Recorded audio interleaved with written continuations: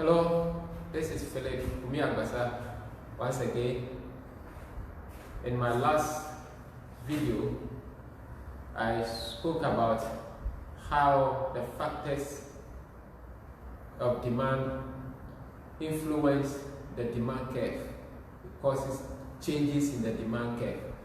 And then out of that, we realize that the price will cause a different category of change in demand, what we call change in quantity demanded.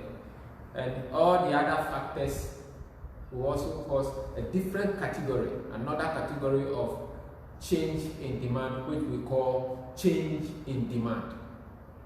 Call it change in demand. That was my last video. And I did promise that I will try to again show you how this is seen on the demand curve and on the demand equation. I want to go a little bit and add up to the last video so that you can better appreciate the topic. Good. And so, like we said in the last video, change in quantity demanded is caused by price. I've shown you the diagram and how it is done. Okay, showing you that. And I will not hesitate to put it down again. The marker is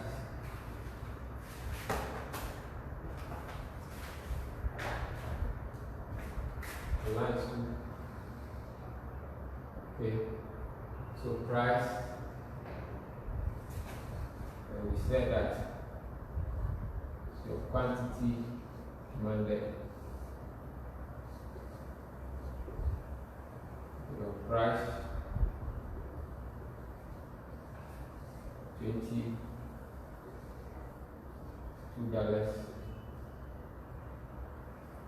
$4.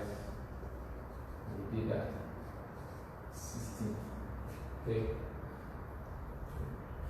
Can be anything, can be increase and causing a decrease over here. Yeah. So we say an increase in price causing a decrease. We say this is how price. So we say change in quantity demanded is always caused by the price of the commodity. That's why we think that one here. The change in demand, as said, will be caused by the other factors. And we can only illustrate it using this type.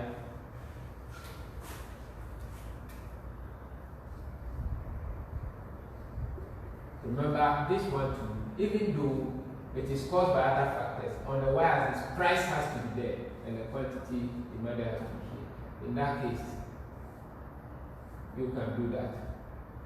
Price has to be constant. Let me say this is the original demand curve shifting to the right, caused by what? A favorable change in the other factors. Favorable change equals an increase. So I am assuming that this is 20, this is 24, and this is 16, and this is D2.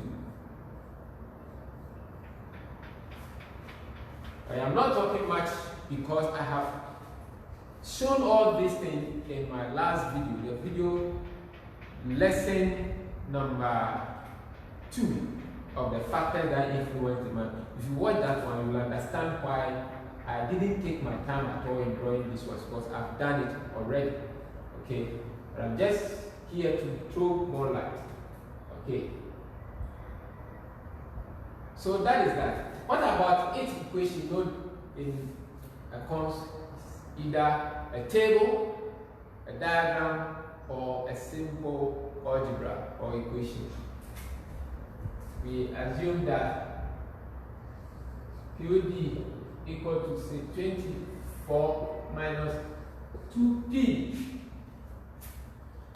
And as said in the last lesson, I want to stress on it that when you see the changes like you are seeing here, it will only influence this side of the equation, the P. Why? Because it is price that is causing the change in the quantity. So if there is any change in price, in the case of the demand equation, it will affect P. So if I assume the price to be 2, then I have to write 2 here instead of P. If the price changes to 4, I will take the P away and write 4 there. And that will change the quantity that you are going to buy. And you are going to see exactly what you are saying here. So if there is a change in this particular factor, price, you will see the change occurring here. Let me go here. In the case of this one, change in demand caused by these factors, this is what you are going to see. You see that I've repeated the same equation. However, I can assume that this particular equation is representing this particular diagram, D naught, D naught. D naught, D naught is this particular one. See, this one we have only one demand curve, so there will be only one demand curve, demand equation over here. But for this particular one, we have 1, 2, 3 demand curves. I will try to show you how we are going to get 3 types of demand curves in the case of this one, because we have 1, 2, 3. We have to get this particular one. I am sure will represent D naught, D naught. At the price of 2, this is it, price of 2. You will notice that you are going to have QD equal to 24. The price is 2. That's it. What will be the quantity? 20. So this one is demand curve naught, like this one, demand curve naught. You see 20. Look at it. This one, price 2, quantity on this demand curve is 20. I hope you are getting it. Now, the next one is that, let's go to D1. D1 cannot be represented by the same demand equation. It is not possible. Because I told you that in that case, when there is a change in any of these factors, 2, 3, etc., price is not part. It is this side of the equation that will change. The 24 that will have to change. It cannot affect P because P is not changing in the case of this particular illustration. So we have another equation, QD must be equal to, let's say 28 minus 2P. You see, 24 has increased to 28. That is the intercept has increased to 28. Let's see. The price is constant at 2, just like the first one. We are going to put the price of 2 and see if we get the quantity that we are getting here. I hope you can see. This will be 28 minus 2 into bracket 2. The answer surely is 24 balls. You see?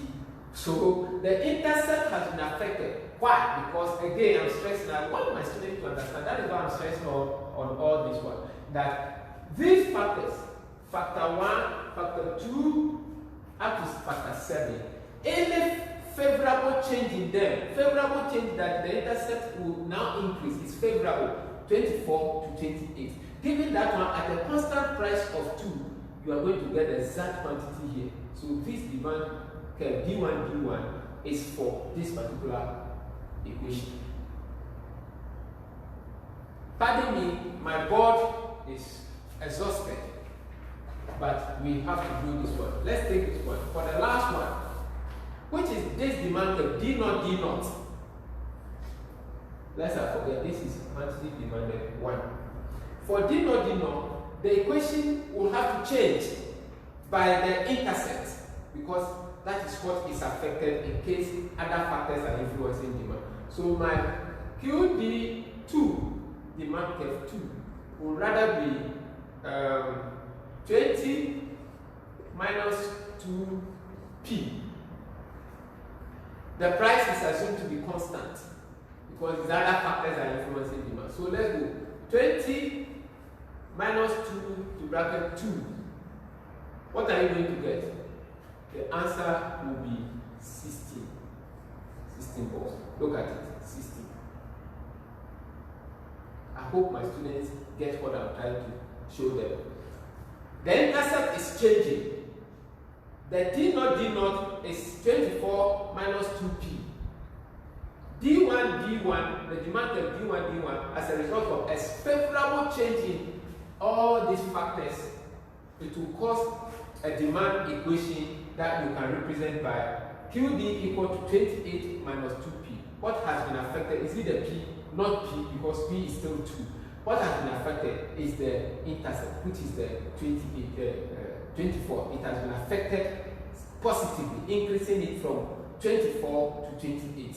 So this particular equation is here. This is QD equal to 28 minus 2P. This one is QD equal to 24 minus 2P. What about this one? This one is the QD here equal to 20 minus 2P. What has changed in between 1, 2, 3? What is changing here is the intercept. This case is 28. This one is a 24. This particular one is 20. P has remained the same. 2 in this case. We got the exact answer. In this case, we got the exact answer as in this case, 20. In this case, P has remained the same, 2, but something has changed, the intercept, 28, and we got the answer as we had here, 24 for this particular line. And then in this case, which is represented by this one, you notice that what has changed? 24 has changed to 20, but the price has remained the same. Price is constant. What did you get? 16. It's exactly here. So when we say how the factors that influence demand affect demand, when it is not price, this is what happens to both the demand curves and the equation. When it is price, this is what happens. When it's price, this will always remain the same. It's only this that can be changed. It can change from 2 to 4 to 6 to 8 to 10, but this will never change. So the demand curve remains the same. I believe that you should get it, even though the board is a little bit loaded. It is a video, and before I loaded the board, I would have explained. So go back to the video anytime and go through. You will realize that you are getting it so clearly. Thank you very much. Thank you. I am going to clean it. It's a video. Once again, go back to it anytime. Back to what we say, change in demand and change in quantity demanded. Let me top it up for you so that we can close this session. Demanded and change in demand. You can see it from the diagram as illustrated. Number 1, change in quantity demanded is caused by price, not other factors. It is caused by price. That is number 1. When you go here, change in demand is caused by other factors, not price. That's the difference number 1. Another difference I am seeing is that there's only one demand curve in the case of change in quantity demanded. It's represented by only one demand curve, and that is obvious. In the case of change in demand, it should be represented by more than one demand curve. It can be 2, it can be 3, it can be more. So in the case of change in demand, we have more than one demand curve. Another difference I am seeing is that in the case of change in quantity demanded, we have a movement along the same demand curve. Let's say from A to B. You can move from A to B on the same demand curve. But in the case of change in demand, we say there is a shift in the demand curve, either to the left or to the right. Look at it. You can shift from D0, D0 to D1, D1, or shift to the right, to the left, from D0, D0 to D2, D2. So while there's a movement along the same demand curve in the case of change in quantity demanded, in the case of change in demand, it is a shift of the demand curve, either to the right or to the left. Some other thing that you don't see is that in the case of change in quantity demanded, it is used to determine the slope of the demand curve. If you want to calculate the slope of this demand curve, we will come to that when you are treating elasticity. Yes. You can determine it on the change in quantity demanded. But in the case of change in demand, you don't determine the slope here. You can't, because in fact, slope is always a change on, I don't want to say it because it is slightly different in the case of demand. Change on the vertical over the change in the horizontal. But there's a difference. It is different in the case of demand. We will come to that, especially when we come to elasticity. We will realize that you can't make any change in the case of price. Price is fixed, so you can't calculate the slope here. You cannot. It's only quantity that is changing. So you can't calculate the slope here.